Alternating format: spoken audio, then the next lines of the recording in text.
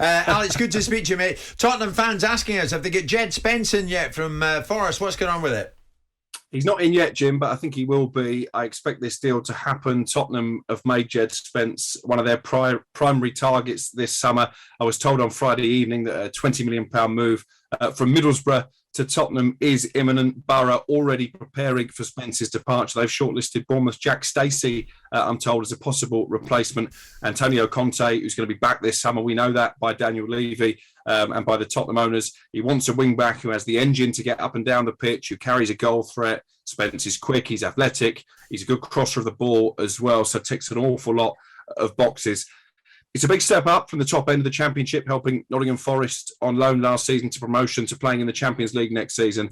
But this is a really exciting young fullback. And I think under Antonio Conte, he will get the best out of him, no question about that. I was reading over the weekend, possibility of Richarlison in at Tottenham as well. We're talking £50 million.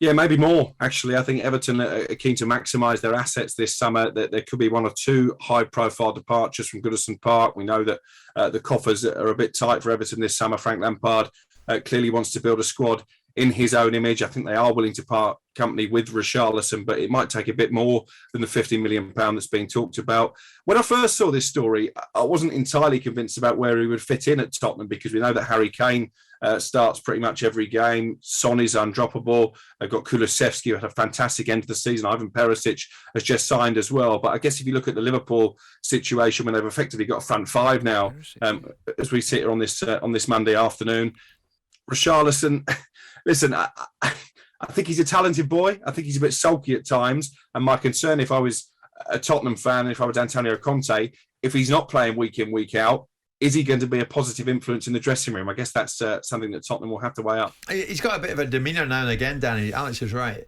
I think he makes a good point. If you are Richarlison, you're looking at moving, you would be wanting to go somewhere where you're going to be playing and be the main man, and there's definitely an argument to suggest he wouldn't be. What about Bastoni? Has that gone a little bit? I know Inter have said they want to keep him. Yeah, I think he'll stay at Inter Milan. I think that could well be one that Tottenham will revisit next summer. I think they do want a central defender, though, because part of the attraction with signing Jed Spence is that he will play as a wing-back. We know that's the system that Antonio Conte prefers, the system that he won the league with at Chelsea. And he turned Victor Moses into a flying wing-back. So you have to say he's a genius when it comes to using that particular system. Yeah. So there will be a centre-back coming in. I don't think it will be Bastoni. What about Newcastle? Double signing? Who's in there? Yeah, they're going to be busy again. No real surprise. And the two players they're looking at are two players they tried and couldn't quite get over the line in January. Dan Ashworth, their new sporting director, watched one of them at the weekend. Sven Botman playing for Holland under-21s against Wales. Newcastle willing to pay more than £30 million for a player they've been chasing since the new owners came in. AC Milan earlier in the summer did look like front runners, but that seems to have gone cold now. They're looking at other targets, including maybe Arsenal's Pablo Mari, according to the Italian media. So Newcastle hopeful they will finally get Botman. And another player who's been on their list for some time as well, the young French striker Hugo Ekitike, actually turned down a move, you may remember, Jim, when you and I were together on deadline day in January, wanted to stay in France just to make sure that Newcastle would be a Premier League club next season. Now they are. He's keen to make that step. Terms, I think, are pretty much agreed between Newcastle and his club, Rands. And I think this is going to be an exciting addition, but it shows the type of market that Newcastle are shopping in. They're not necessarily targeting ready-made, top-class European players. They're looking at players that they can develop for the future. It's very much the Eddie Howe way and the Dan Ashworth way as well. Okay, and Pepe, what did Pepe cost Arsenal? 72 million? 72 million pounds. Is he on his way out of there, is he?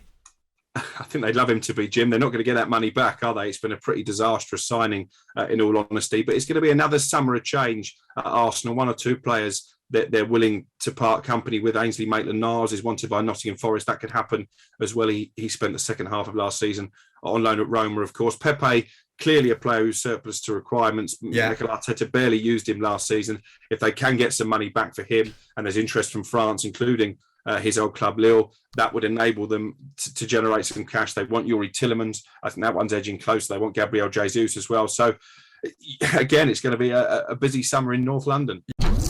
Jim White and Simon Jordan, Monday to Friday mornings from 10. on AM, on DAB, via the talkSPORT app and on your smart speaker.